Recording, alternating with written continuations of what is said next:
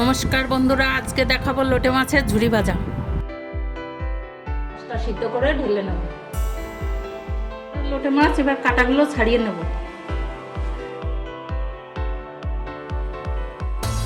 আলুগুলো ছোট ছোট করে কেটে নিলাম, পেঁয়াজটা কেটে নিলাম, রসুনটা ছুলে নিলাম, রসুনটা থেতো করে নিলাম। হলুদ লবণ দিয়ে আলুটা মাখিয়ে নেব।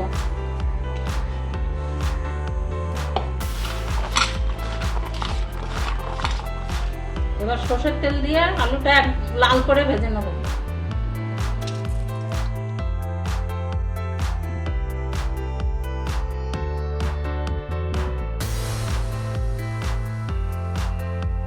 আলুটা ভেজে তুলে নিলাম।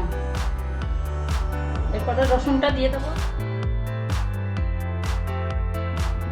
রসুন পেঁয়াজটা একসঙ্গে লাল লাল করে ভেজে নেব।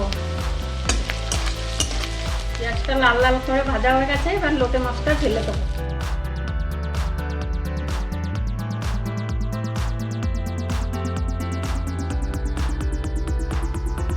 এবার লবণ দিলাম, 1 চামচ হলুদ দেব, এরপরে 1 চামচ লঙ্কার গুঁড়ো দিলাম,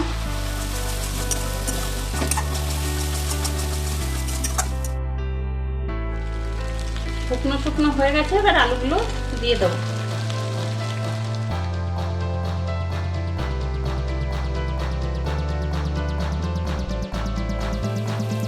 লোটে মাছ প্রায় হয়ে গেছে, এবার নামিয়ে দেবো।